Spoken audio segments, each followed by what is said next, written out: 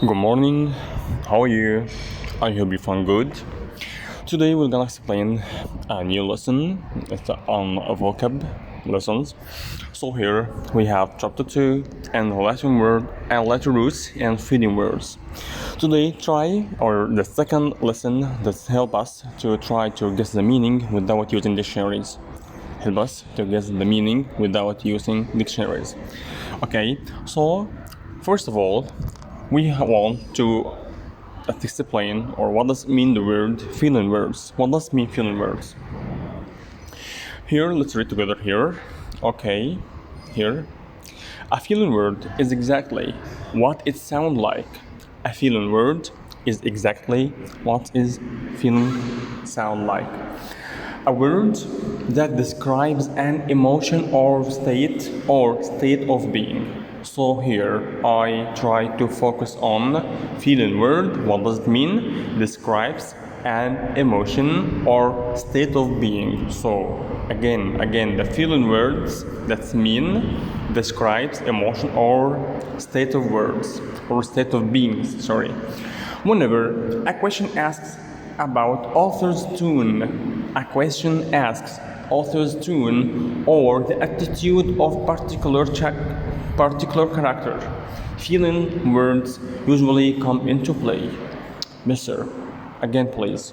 Okay, here, when a question asks about the author's tune, do you know that literary questions that when ask you about what the author's purpose, what the author's point of view, what the author mean here? Okay, so all of these. This is the same kind of questions. That's whenever a question asks about the author's tune. Tune that's mean that's in how his feelings. Try to describe the author's feelings, the author emotions. So here, author's tune or attitude of a particular character. So here, try to describe that one of the characters or his attitude, his emotions, his reactions. Okay, so here feeling words usually come into play. Okay, so here when you try to describe someone emotion or emotion of someone, so here you have to use feeling words. Okay, so again, dears, so here, feeling words, what does it mean? It doesn't describes an emotion or state of being. That's mean feeling words. So, whenever a question asks about the author's tune, that's more explanation. Okay, this sentence is underlined, this more explanation. Whenever a question asks about the character, feeling words are usually come into play. That mean now you have to use the feeling words. Okay, so here you know the basic emotions. What does mean the basic emotion? Like what, mister? Like happy, like sad, like angry, like fearful, and so on. So here, but on standardized test.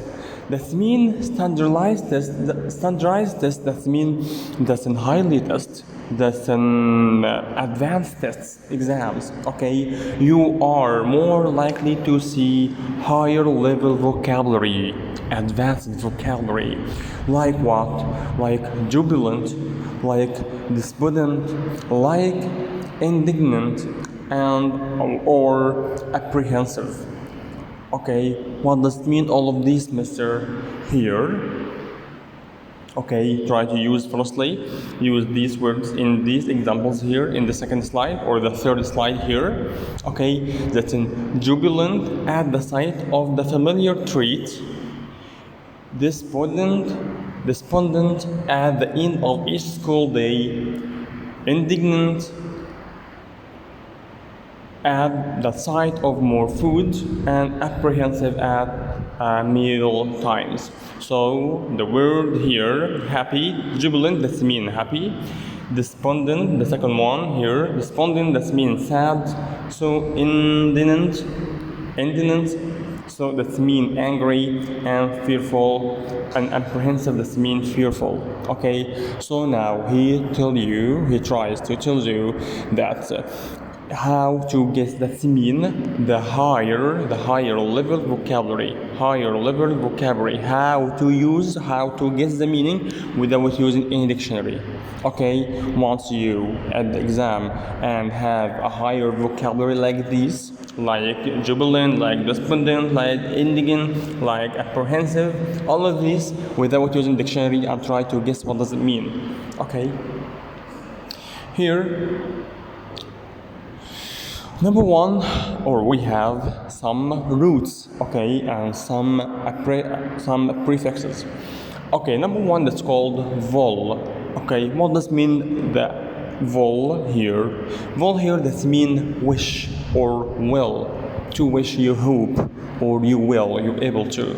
Okay, so here let's start with a word. Okay, so you can read this vol, and bin, that's mean kindness, and mal, okay, maleficent. Of course, I think that's last time our last vocab at last weekend. That's in the word, or the root is efficient. That mean a big, yes, or large or enormous.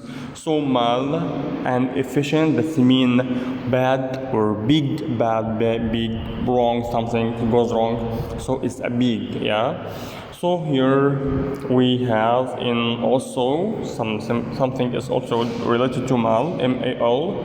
So here the last one is called ambi. Okay, that's an ambi, that's the ambitious, that's the ambiguity. Okay, so ambi, what does mean ambi? That mean both and changing, or you able to changing. Okay, so once you study hard these prefixes, you can understand the word without using any dictionary. Okay, so today or tomorrow we're gonna explain more of this specification for our class, or online English class. Thank you for understanding, and once you misunderstand anything, please text me on my email. Okay, thank you so much.